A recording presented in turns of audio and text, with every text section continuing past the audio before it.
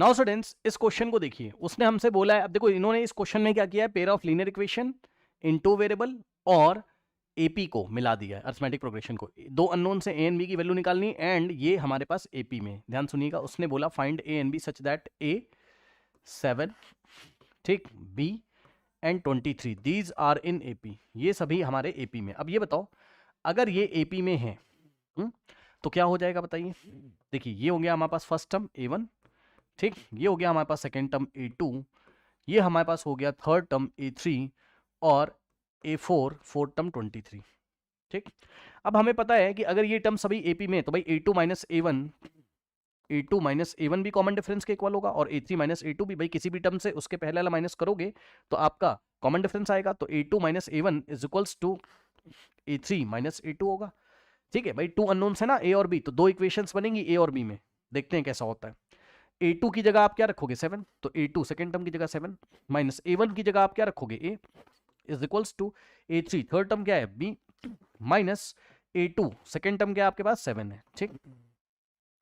अब अगर आप ध्यान देंगे तो A और B में इक्वेशन बन गई यहाँ पर, देख लीजिए। अब भाई 7 से 7 कैंसिल मत कर देना, ये 7 इधर आएगा, पहले आराम से देख लीजिएगा, तो 7 और माइनस 7 इधर आएगा तो प्लस 7 और माइनस का A तो है ही लेफ्ट हैंड साइड हमारे पास, ठीक है ना, माइनस का A तो है ही है is equals to B, 7 plus 7 होता है 14 और माइनस उधर जाएगा तो B प्लस A, तो B plus A is equal to 14, यानी कि A plus B is equal to 14। तो अगर आप देखोगे तो एक इक्वेशन बनी हमारे पास, B प्लस ए बोलो या A प्लस बी, तो A plus B is equals to 14, इसको हमने बनाया इक्वेशन नंबर 1, ठीक। अब आइए एक और हम लोग बनाते हैं यहाँ पर।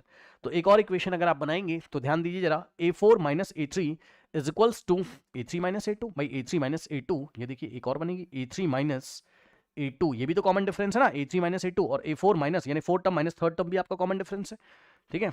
तो A4 माइनस A3, अब रखिए वैल्यू, A3 कितना है हमारे पास, A3 का मतलब third term B minus A2 यानी कि सेकंड टर्म कितना है 7, तो B minus 7 is equals to fourth term कितना है हमारे पास, फोर्थ टर्म है 23, ठीक, माइनस थर्ड टर्म कितना है हमारे पास, थर्ड टर्म है B, ओके।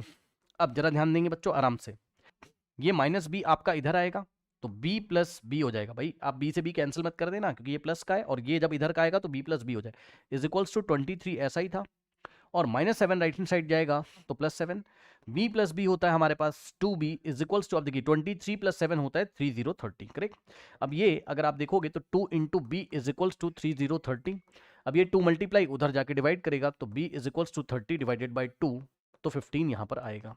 तो b का वैल्यू आपके पास कितना आ गया 15। अब ये जो b का वैल्यू है 15 है, अब a का वैल्यू आप निकाल लीजिए इक्वेशन नंबर 1 से। इक्वेशन नंबर 1 में a और प्लस और b की जगह आप क्या रखोगे 15 इज इक्वल्स टू 14, तो 15 आपका जाएगा राइट हैंड साइड में, तो a की वैल्यू आ जाएगी आपकी 14 माइनस 15, तो a की वैल्यू आ जाएगी आपके पास कितना -1, तो a की वैल्यू -1 एंड b की वैल्यू हो जाएगी हमारे पास कितनी 15, ठीक है स्टूडेंट्स। इस तरीके से हम इसको हैंडल करेंगे।